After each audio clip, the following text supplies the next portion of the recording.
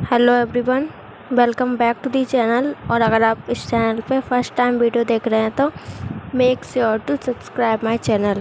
और आज की क्लास में हम पढ़ने वाले हैं क्लास 10th की इंग्लिश का फर्स्ट फ्लैट बुक से चैप्टर नंबर 4। उसका नाम है from the diary of Anne Frank.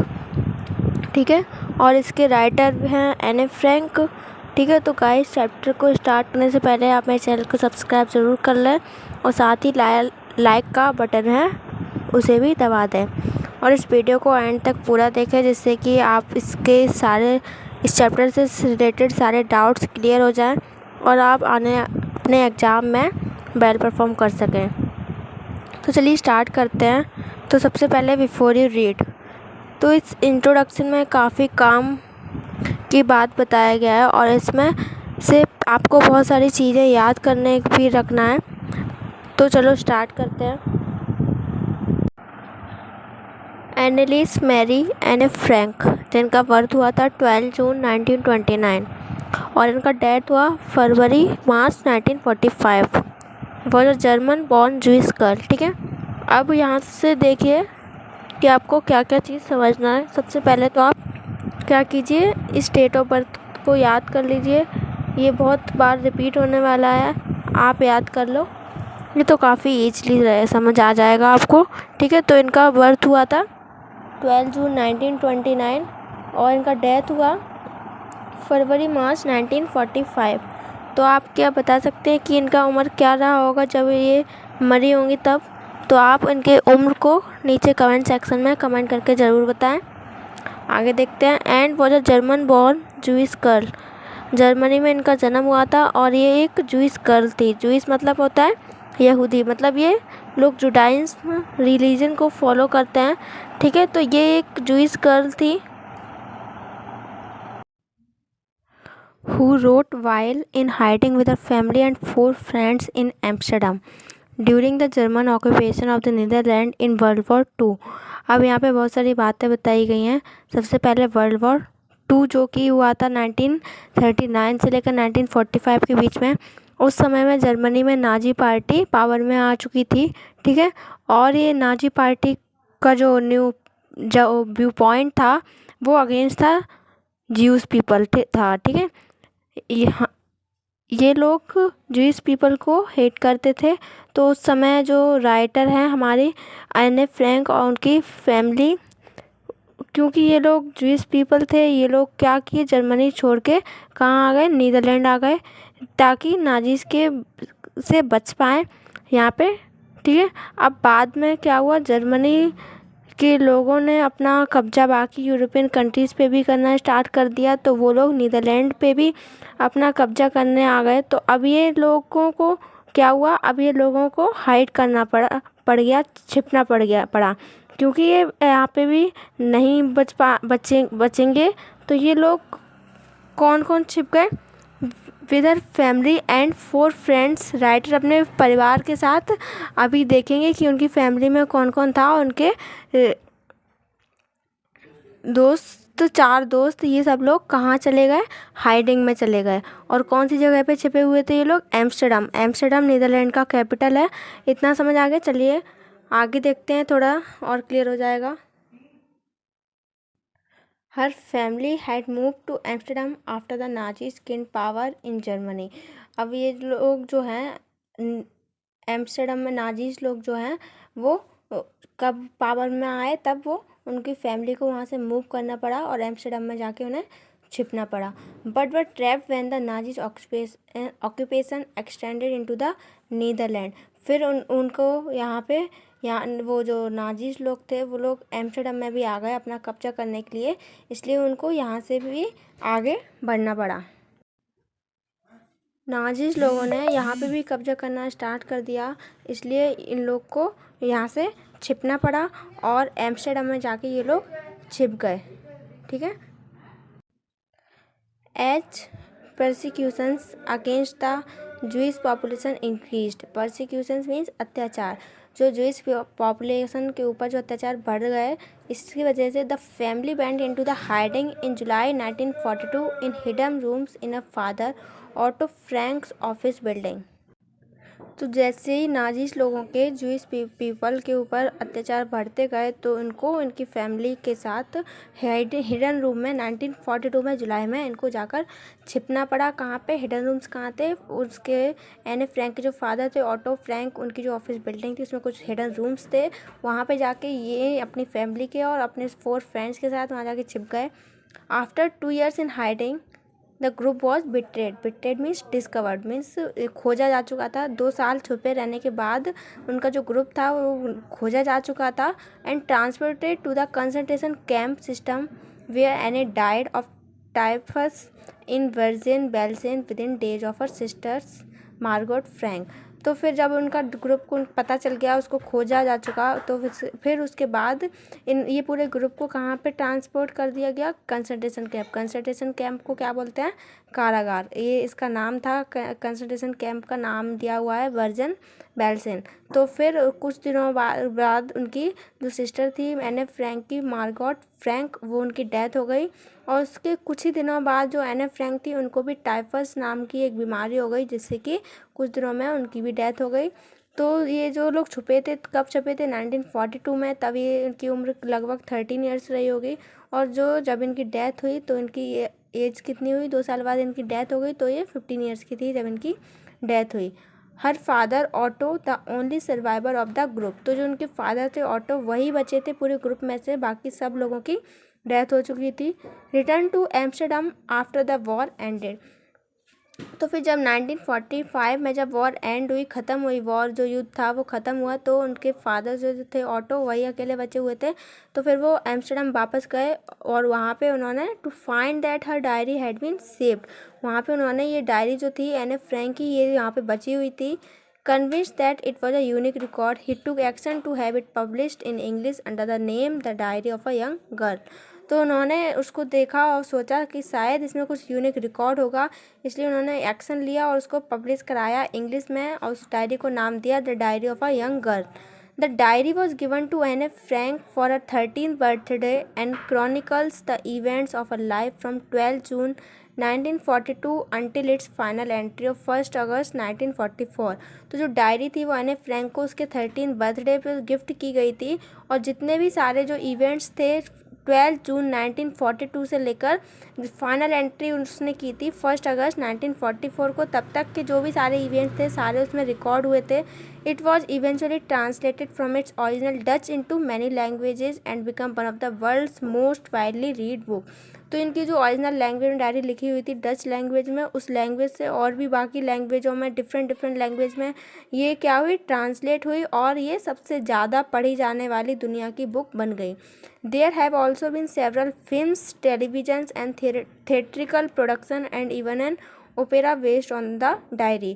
तो इस डायरी के ऊपर कुछ टेलीविजन फिल्म भी बनी है, थिएट्रिकल प्रोडक्शन हुआ है और ओपेरा बेस्ड हुआ है इस डायरी के ऊपर। Described as the work of a mature and insightful mind. और उसमें क्या है? एक मैच्योर गर्ल का इंसाइटफुल माइंड जो है उसको डिस्क्राइब किया गया है। The diary provides an intimate examination of daily life under Nazi occupation। और इस डायरी में इस डेली लाइफ, नाजी के अंडर जो भी लाइफ जो लोगों को बितानी पड़ती थी उसका पूरा डिस्क्रिप्शन दिया हुआ है। एने Frank has become one of the most renowned and discussed of the Holocaust victims. तो हॉलोकॉस्ट यहाँ पे वर्ल्ड वॉर को बोला गया है। तो जो वर्ल्ड वॉर में जो विक्टिम बनी, जो एने फ्रैंक थी, वही अकेली सबसे चर्चित विक्टिम बनी उस टाइम की। ठीक है, तो ये था हमारा ब्रीफ इंट्रोडक्शन इस चैप्टर का। तो अगर आपको कुछ छूट गया हो तो आप इसको दोबारा रिपीट करके सुन सकते हैं, ताकि आपको और अच्छे से समझ आ जाए। अब आगे बढ़ते हैं इसकी मेन स्टोरी पर। Writing in a diary is a really strange experience for someone like me. तो यहाँ पे बोला गया है कि जो डायरी लिखना वो एने फ्रैंक के लिए, राइटर के लिए एक स्ट्रेंज एक्सपीरियंस रहा है। क्यों रहा है? ऐसा बहुत सारे एग्जाम्स में क्वेश्चन में ऐसे बहुत सारे कुछ टाइप के क्वेश्चंस आते हैं, उसमें पूछा जाता है कि राइटर के लिए जो डायरी लिखना स्ट्रेंज एक्सपीरियंस क्यों रहा है। तो इसका आंसर अभी हम यहाँ पे देखेंगे कि स्ट्रेंज एक्सपीरियंस क्यों रहा है। तो वो बोलती है कि मेरी जैसी लड़कियों के लिए डायरी लिखना एक स्ट्रेंज एक्सपीरियंस रहा है, क्योंकि not only because I have never written anything before, but also because it seems to me that later on neither I nor anyone else will be interested in the musings of a 13-year-old school girl. ये काफ़ी बड़ा sentence हो गया है, इसको हम अभी explain करते हैं। वो बोलती है कि ये ऐसा इसलिए स्ट्रेंज रहा है क्योंकि पहले तो मैंने कभी कुछ लिखा नहीं है, ना कुछ डायरी, मतलब कुछ भी नहीं लिखा है, इसलिए शायद इसके लिए स्ट्रेंज एक्सपीरियंस रहा है। और दूसरी बात, but also because it seems to be the letter और नाइदर। उन्होंने मतलब वो ऐसा सोचती हैं कि शायद ना ही मुझे और ना ही किसी और को म्यूजिंग्स मीन्स थॉट, विचार, एक 13-year-old गर्ल के थॉट्स को पढ़ने में शायद ही किसी को इंटरेस्ट आए, क्योंकि ना मुझे इंटरेस्ट है ना ही शायद किसी और को होगा। इस वजह से ये 2 वजह से शायद राइटर का जो डायरी लिखने का एक स्ट्रेंज एक्सपीरियंस रहा है। ठीक है, तो इसको आंसर को हम पेपर में लिख सकते हैं। Oh well, it doesn't matter. I feel like writing and I have a greater need to get all kinds of things off my chest. तो बोलते हैं कि इससे मुझे कोई फ़र्क नहीं पड़ता है, मेरा लिखने का मन किया इसलिए मैंने लिखा। और वो बोलती हैं कि शायद मेरा लिख के मेरा मन की जो बात मैं उसमें लिख दूँ उससे शायद मेरा दिल हल्का हो जाए, तो वो लिख के अपना मन को हल्का करना चाहती हैं, इसलिए उन्होंने एक डायरी लिखी। Paper has more patience than people. वो सोचती हैं कि जो पेपर होते हैं उनमें ज़्यादा धैर्य होता है, ज़्यादा शांति होती है लोगों के कंपैरिजन में। I thought of this saying on one of those days when I was feeling a little depressed and I was sitting at home with my chin in my hand, bored and listless, wondering whether to stay in और go out. उन्होंने बोला कि वो सोचती हैं ऐसा कब, उन दिनों जब वो डिप्रेस्ड फील कर रही होती है और अकेले बैठी होती हैं, चिन पे हाथ रखे हुए और एकदम बोर्ड और लिस्टलेस, मीन्स कुछ भी बात नहीं होती है उनको जिससे बोर महसूस ना हो, एंड इधर उधर घूमती हैं और वो सोचती हैं कि बाहर जाऊं या अंदर आऊं, ऐसा वो सोचती है। I finally stayed where I was brooding, और फिर जहाँ पे वो बैठी हुई थी वहीं पे रुक जाती हैं। और उसके बाद yes paper does have more patience and since I am not planning to let anyone else read this stiff back notebook grandly refer to as a diary. तो उन्होंने बोला कि हाँ मुझे पता है पेपर में ज़्यादा पेशेंस होता है, इसलिए मैं नहीं चाहती कि ये डायरी जो है वो कोई और पढ़े। Unless I should ever find a real friend, it probably won't make a bit of difference. तो वो बोलती है कि उनको कोई फ़र्क नहीं पड़ता है कि उनका कोई फ्रेंड हो या ना हो।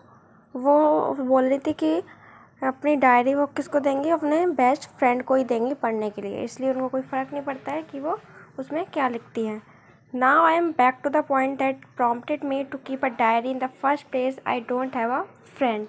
तो वो अब वो पॉइंट पे वापस आती हैं कि उन्होंने डायरी लिखने का विचार उनके पास क्यों आया सबसे पहले, क्योंकि उनका कोई फ्रेंड नहीं था। Let me put it more clearly, since no one will believe that a 13-year-old is completely alone in the world. तो वो बोलते हैं कि मैं एक और बात क्लियरली बता देती हूँ कि शायद कोई विश्वास नहीं करेगा कि एक 13-year-old की गर्ल पूरी इस दुनिया में अकेली है, एंड आई एम नॉट, और वो थी भी नहीं। I have loving parents and a 16-year-old sister and there are about 30 people I can call friends.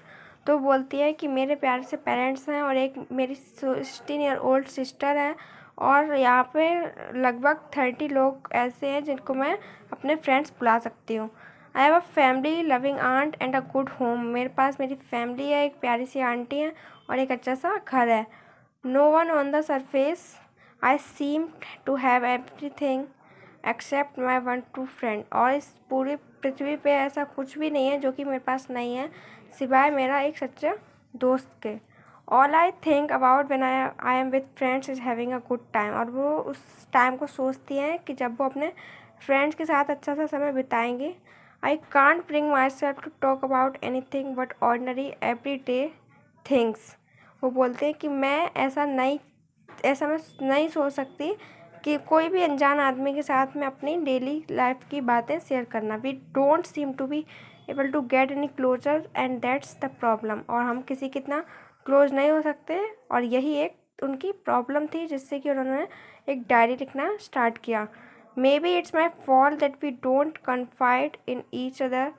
और ये शायद वो सोचती हैं शायद उनका दोस्त है, कोई इनकी गलती है कि वो किसी के साथ कॉन्फिडेंस मीन्स कंफर्टेबल फील नहीं करती हैं, in any case that's just how things are. चाहे वो कोई भी केस हो, चाहे कैसी भी चीज़ें हो, वो किसी के साथ कंफर्टेबल फील नहीं करती थी। And unfortunately there are not liable to change, this is by have started the diary. और इसीलिए उनको ऐसा कुछ था भी नहीं जो जिससे उनकी लाइफ में चेंज आए, और इसीलिए उन्होंने एक क्या किया, डायरी लिखना स्टार्ट किया। To enhance the image of this long-awaited friend in my imagination, I don't want to jot down the fact in this diary the way most people would do, but I want the diary to be my friend and I am going to call this friend Kitty. तो उन्होंने बोला कि इस diary को लिखने के लिए बहुत इमेजिनेशन के साथ मैं वो फैक्ट नहीं इसमें डायरी में डालना चाहती जो लोग डालते हैं। मैं इस डायरी को अपना फ्रेंड मानती हूँ और इस डायरी को, इस फ्रेंड को मैं नाम उन्होंने दिया किटी। ठीक है, तो अब फ्रेंड्स इसी के साथ अब हम आगे कंटिन्यू करते हैं। Since no one would understand a word of my story to Kitty, वो बोलती है कि शायद मेरा कोई भी इस वर्ड को, किटी वर्ड को और मेरी स्टोरी को ना समझे। If I were to plunge right in, I had better provide a brief sketch of my life, much as I dislike doing so. तो उन्होंने बोला कि ऐसा किसी को तकलीफ़ उठाना पड़े इस डायरी को पढ़ने का, इसलिए मैं स्टार्टिंग में अपना एक लाइफ का ब्रीफ स्केच दे देती हूँ, ब्रीफ इंट्रोडक्शन दे देती हूँ, जिससे कि कोई इसको नापसंद ना कर पाए। My father the most adorable father I have ever seen didn't marry my mother until he was 36 and she was 25। तो बोलते हैं कि मेरे पापा सबसे वर्ल्ड के प्यारे पापा हैं और वो उन्होंने मेरी मम्मी से जब तक शादी नहीं की जब तक कि वो 36 के और मेरी मम्मी 25 की नहीं हो गई तब तक। My sister Margot was born in Frankfurt in Germany in 1926। और वो बताती हैं कि उनकी जो 16 ईयर्स ओल्ड सिस्टर थी उसका नाम था मार्गोट, उसका बर्थ हुआ था फ्रैंकफर्ट में, जो कि जर्मनी में एक प्लेस है। कब हुआ था? 1926 में। आई वॉज बॉर्न ऑन 12 जून 1929। और वो अने फ्रैंक अपना बताती है कि उनका बर्थ कब हुआ था, 12 जून को 1929 में। I lived in Frankfurt until I was 4। और वो बोलती है कि वो फ्रैंकफर्ट में ही रहीं जब तक कि वो 4 साल की नहीं हो गई। माई फादर एमिग्रेटेड टू हॉलैंड इन 1933। और उनके जो फादर थे वो एमिग्रेट कर गए, कहाँ चले गए? हॉलैंड चले गए। कब? 1933 में। My mother Edith Hollander Frank, ये उनकी मम्मी का नाम दिया हुआ है। एने फ्रैंक की मम्मी का क्या नाम है? Edith Hollander Frank. Went with him to Holland in September. और वो उनकी जो मम्मी थी वो अपने उनके फादर के साथ हॉलैंड कब चली गई? सितंबर में चली गई। While Margot and I were sent to Aachen to stay with our grandmother. और तब वो और उनकी बहन जो सिस्टर थी मार्गोट, उसको उन दोनों को कहाँ भेज दिया गया? एकेन भेज दिया गया उनकी ग्रैंड मदर के पास रहने के लिए। Margot went to Holland in December and I followed in February. और जो मार्गोट थी वो अपने मदर और फादर के पास हॉलैंड कब गई? दिसंबर में गई। और जो एने फ्रैंक थी वो हॉलैंड कब गई? फरवरी में। When I was plunked down on the table as a birthday present for Margot। और फिर जब क्या हुआ था, जब वो फरवरी में मार्गोट गई तो वो एक एज अ सरप्राइज, वो मार्गोट का बर्थडे था तो उनकी बर्थडे टेबल पे एकदम से पटक दी गई। I started right away at the Montessori nursery school. I stayed there until I was 6। और वो वहाँ पे रहीं और एक स्कूल था मोंटेसरी नर्सरी स्कूल, उसमें उन्होंने पढ़ाई की जब तक कि वो 6 साल की नहीं हो गई। At which time I started in the first form. In the 6th form, my teacher was Mrs. Cuprus, the headmistress। और जो उनकी टीचर थी मिसिस कूप्रेस, वो हेडमिस्ट्रेस थी उनकी। At the end of the year we were both in tears as we said a heart-breaking farewell। और जब साल का अंत में वो दोनों ही आंखों में आंसू भरे हुए थे क्योंकि वो एक हार्ट ब्रेकिंग फेयरवेल होने वाली थी वहाँ पे। In the summer of 1941, grandma fell ill and had to have an operation, so my birthday passed with little celebration। तो समर में मीन्स गर्मियों में और 1941 की गर्मियों में उनकी जो ग्रैंडमा थी वो थोड़ी बीमार पड़ गई और इनको एक ऑपरेशन की ज़रूरत पड़ी, इसलिए जो एने फ्रैंक का बर्थडे था वो थोड़ा ही सेलिब्रेशन से टाल दिया गया। Grandma died in January 1942. No one knows how often I think of her and still love her. Grandma जो थी उनकी डेथ हो गई जनवरी में 1942 में, और एने फ्रैंक बोलती हैं कि कोई नहीं जानता कि मैं उनको कितना पसंद करती थी. This birthday celebration in 1942 was intended to make up for the other and grandma's candle was lit long with the rest. और जो इस बार 1942 में जो एने फ्रैंक का बर्थडे सेलिब्रेट किया गया था, उस बर्थडे पे थोड़ा एक और कैंडल जलाई गई थी ग्रैंड माँ के लिए, और वो थोड़ी सी बाकी कैंडलों से थोड़ी सी अलग थी. The four of us are still doing well, and that brings me to the present date of 20 June 1942. और वो चारों लोग ठीक थे. और वो कौन सी डेट थी जब उनका बर्थडे सेलिब्रेट हो रहा था? 20 जून 1942 की डेट थी. And the solemn dedication of my diary. और ये उनका बहुत ही दुख भरा दिन था उनकी डायरी का. सैटरडे 20 जून 1942. Dearest kitty. सैटरडे को दिन था, 20 जून 1942 था. उस दिन उन्होंने उसमें लिखा था अपनी डायरी में डियरेस्ट किटी डालकर लिखा था. उसमें लिखा our entire class is quaking in its boots. The reason of course is the forthcoming meeting in which the teacher decide who will move up to the next form and who will be kept back. और जो उस दिन सारे जो बच्चे थे वो एकदम खुशी से कूद रहे थे. क्यों कूद रहे थे? क्योंकि कारण ही कुछ ऐसा था. कि क्या कारण था? कि जो फोर्थ कमिंग मीटिंग थी जिसमें टीचर्स बताने वाले थे कि अब कौन कौन लोग आगे की क्लास में मूव करने वाले हैं और कौन कौन लोग यही इस क्लास में रहने वाले हैं. Half the class is making bets.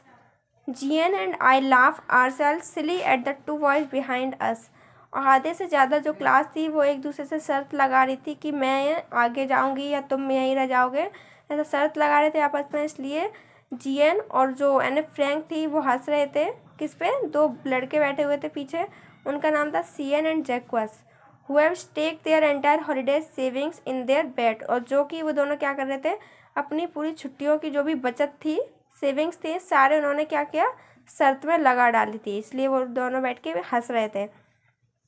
From morning to night it's you are going to pass. No I am not. Yes you are. No I am not. और सुबह से लेके रात तक क्या चलता रहा क्लास में कि तुम पास हो जाओगे, वो बोल रहे नहीं मैं नहीं होंगी, वो कह रहे तुम हो जाओगे, वो कह रहे नहीं मैं नहीं होंगी. यही चलता रहा पूरा दिन सुबह से लेके शाम तक. Even G pleading glances and my angry outbursts can't calm them down. If you ask me there are so many dummies that about a quarter of the class should be kept back.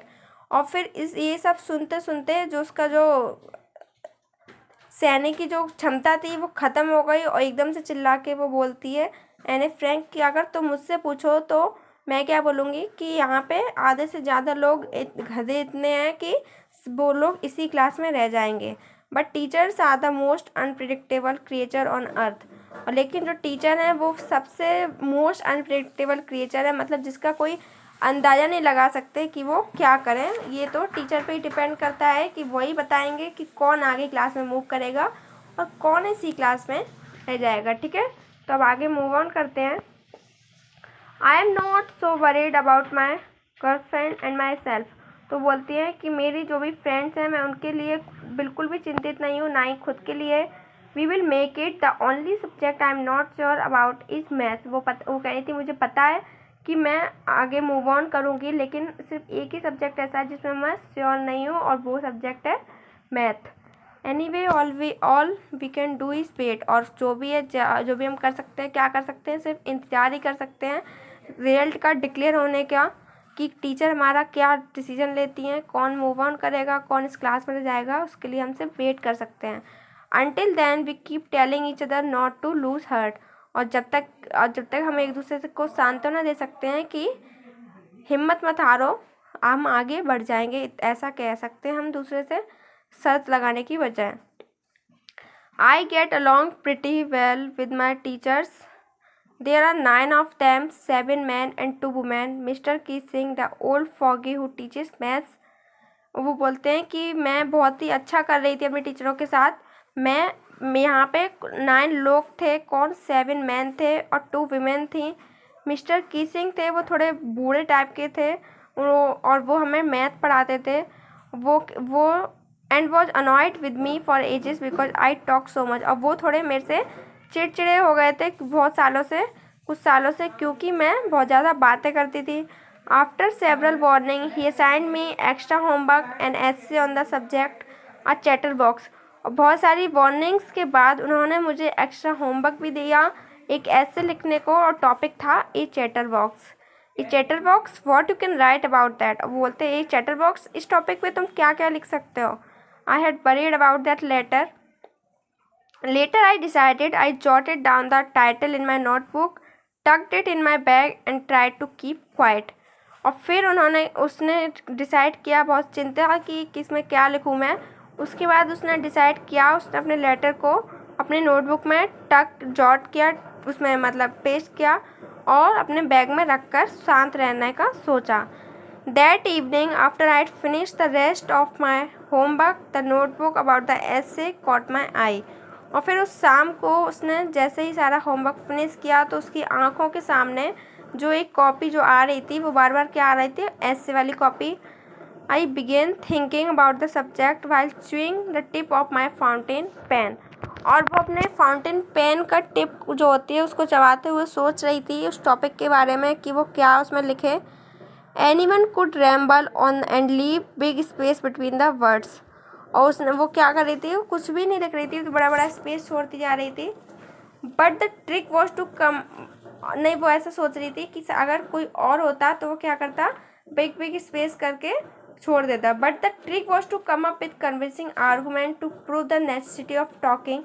I thought and suddenly I had an idea. I wrote the 3 pages of mister Keesing and assigned me and was satisfied. और फिर उसने बहुत सोचा और अचानक से उसको एक आइडिया आया। उसने उस चैटर बॉक्स के ऊपर 3 पेजेस लिखे, जिससे कि मिस्टर कीसिंग जो उसने टॉपिक दिया था चैटर बॉक्स उसको साइन किया था, उस टॉपिक पर उसने 3 पेजेस लिखे और जिससे मिस्टर कीसिंग सेटिस्फाई हुए, संतुष्ट हो गए। I argued that talking is a student's trait and that I would do my best to keep it under control. उसने उसमें क्या लिखा था, आर्ग्यू करते हुए, बहस करते हुए लिखा था कि जो टॉकिंग में बातें हैं वो तो एक स्टूडेंट्स का ट्रेट है, मीन्स आदत है, और जिसको मैं कंट्रोल करने का अपना बेस्ट देती हूँ, अपना पूरा कंट्रोल करती हूँ, लेकिन वो नहीं हो पाता। ठीक है, अब आगे देखते हैं। But that I would never be able to cure myself of the habit since my mother talked as much as I did if I not more than and that there is not much you can do about my inherited traits। तो वो बोलती है कि मैं अपने आप को ठीक नहीं कर सकती क्योंकि ये मेरी मम्मी की भी आदत है और उन्हीं से ये आदत मुझ में आई है। जैसा कि हमने साइंस में पढ़ा है इनहेरिटेड ट्रेट्स के बारे में कि जो लक्षण कुछ हमारे मम्मी पापा के हमारे अंदर आते हैं, इसलिए जो मेरी मम्मी है वो मुझसे भी ज़्यादा बातें करती है, इसलिए उनके कुछ लक्षण मेरे अंदर आ गए हैं, इसलिए मैं इसको कंट्रोल नहीं कर सकती हूँ।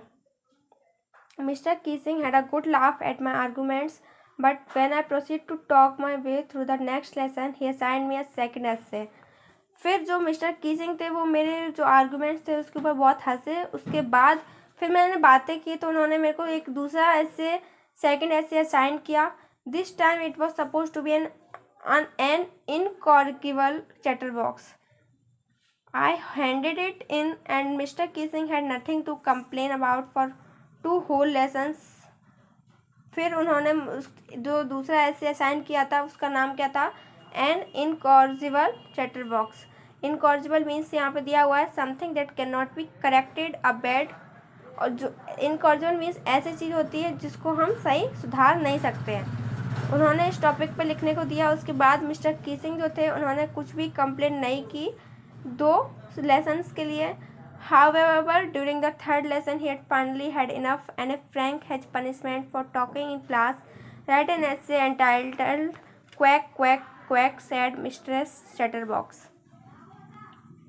तो उन्होंने क्या थर्ड जो ऐसे एंटाइटल था उसमें क्या था, क्वैक क्वैक था। The class roared, I had to laugh too, thought I had nearly exhausted my ingenuity on the topic of chatterboxes. तो जो पूरी क्लास थी वो पूरी हंसी और एने फ्रैंक खुद भी हंसी उस टॉपिक पे। It was time to come up with something else. और अभी ये टाइम था कुछ डिफरेंट लाने का, कुछ अलग लाने का, समथिंग ओरिजिनल, कुछ ओरिजिनल लाने का। माई फ्रेंड सेने हु गुड एट पोइट्री, उसकी जो फ्रेंड थी सेने, वो जो कि अच्छी पोएम वगैरह लिखती थी, पोइट्री लिखती थी, offer to help me write the essay from beginning to end in verse and I jumped for joy. उसने मुझे ऑफ़र किया कि ऐसे लिखने का शुरू से लेके लास्ट तक। Mister Keesing was trying to play a joke on me with his ridiculous subject but I had make sure the joke was on him. तो मिस्टर किसिंग थे, वो मेरे ऊपर जोक्स बना रहे थे, लेकिन मैं श्योर थी कि वो जोक मेरे पे नहीं, वो खुद पे बना रहे हैं। I finished my poem and it was beautiful.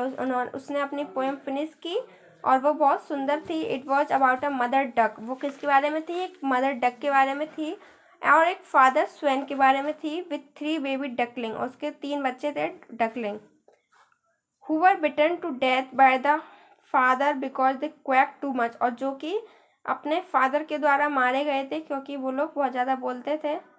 Luckily, Mr. Keesing took the joke the right way. He read the poem to the class, adding his own comments. और फिर एकदम किस्मत से, लक से उस पोएम को मिस्टर कीसिंग ने पूरी क्लास में पढ़ा, उसमें कुछ अपने भी कमेंट्स ऐड किए, and to several other classes as well, और भी क्लासों में उस पोएम को पढ़ के सुनाया। Since then I have been allowed to talk and haven't been assigned any extra homework. और तब से एने फ्रैंक को परमिशन मिल गई क्लास में बात करने की, और तब से कोई एक्स्ट्रा होमवर्क भी एज अ पनिशमेंट उसको नहीं मिला। On the contrary mister Keesing always making jokes these days. और उसके बाद जो मिस्टर कीसिंग थे, अब जोक्स बनाना स्टार्ट कर दिया कि था, यही था डायरी में, ये सब लिखा हुआ था। उसके बाद योर्स एने, यहाँ पे ये स्टोरी फिनिश होती है। और चैप्टर 4 जो है इंग्लिश का, फ्रॉम द डायरी ऑफ एने फ्रैंक, ये भी कंप्लीट होता है। सो गाइस, उम्मीद करती हूँ आप सभी को चैप्टर समझ आया होगा। फिर भी अगर कोई डाउट रह गया हो तो आप नीचे कमेंट सेक्शन में पूछ सकते हैं। और अगर आपको मेरा वीडियो अच्छा लगा हो तो चैनल को सब्सक्राइब ज़रूर करें, अपने फ्रेंड्स के साथ शेयर करें, ताकि मैं आपको इसी तरह की और भी वीडियोस प्रोवाइड करती रहूँ। Thanks for watching. मिलते हैं अगले वीडियो में।